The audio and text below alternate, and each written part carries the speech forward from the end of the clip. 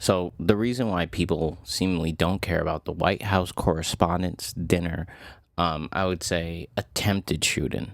White people don't care about it. Like they said it was staged, or it doesn't matter to them because we're seeing the very, very sick ways that they're just using it to waste even more American tax dollars, right? Like as soon as this event happened, in which, and I will point out, a lot of the high level people like Trump himself, I think it was Pete Hegseth, they were just sitting there smiling, right? They were smiling the entire time that people were terrified, sitting under tape or laying down on their tables.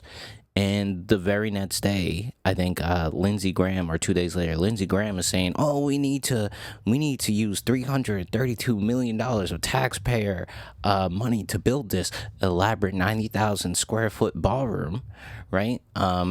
Because the Trump administration needs it. Trump needs it, right?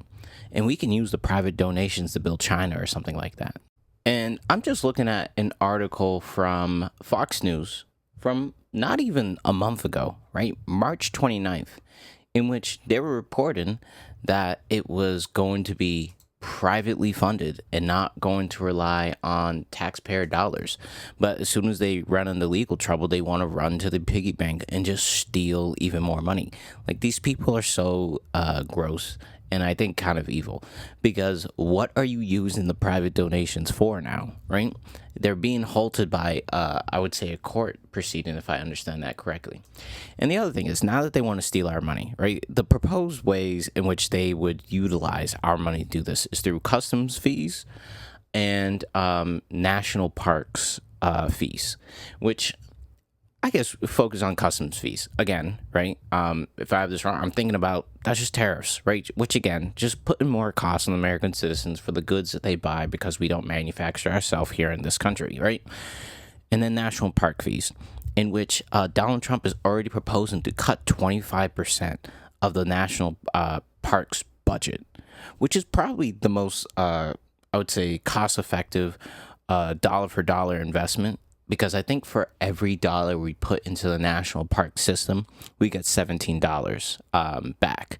So we're talking billions of dollars per year just because we invest in our natural resources. Now, does the Trump administration care about that? No, even though he's apparently a good businessman, right? And we're going to cut the ability for the national parks to maintain themselves, in which they're going to have less workers, which means less safety, which means less events, which means less attraction, which is going to bring less people, but then we're going to also make it more expensive.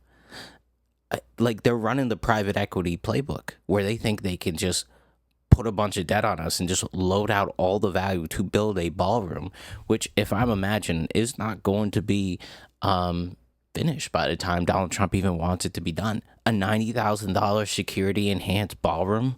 I mean, 90,000 square foot security enhanced ballroom. I don't think that's going to take like just a year or two. And it's completely stupid, because everything that they're doing in order to justify the cost, it's invalidated by the things that they're doing. Like maybe you could like charge like more national parks fees if you actually helped maintain the parks, but we've already seen that they want to sell off as much of our national public resources as they can, right? And so they are also trying to cut as many jobs from the National Park Service, which is going to cut the amount of money the national park is going to make, which then just starts a doom spiral, which also, because of ICE, national parks revenue is down, which means you're going to be not going to be able to collect as many fees, and then the more expensive it gets, people are going to show up less and less and less. And they're like, yeah, we'll just put fees on this and we'll just, we'll finance the ballroom this way.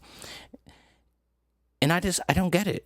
Like it doesn't make any sense to me. And the fact that people fall for this hook, line, and sinker every single point in time. Like he always says this, oh, it'll be privately funded. You don't have to pay for it. I'll deal with the cost, right? I'm the one taking the financial hit. And then always, it's the American citizens. But this is why people don't care anymore, because they're like, oh, he's just going to use this as an excuse to take money from us somehow. And here it is. We have Lindsey Graham, what's her name, Katie Britt, and I'm forgetting the last one, as like the main people that are now trying to justify this and say that they're going to do it through legislation, right? And so I'm like, The thing that gets me is like we have the time to pass legislation for a 90,000 square foot ballroom, but we don't have any way and ability to, I guess, enhance the lives of Americans, right?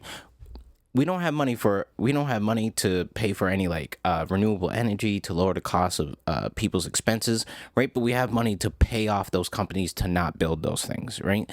We don't have money to help our water infrastructure, our literal roads, our we'll say bridges. We don't have enough money to like rebuild our electrical grid, but we have money for a ballroom. It doesn't make any sense.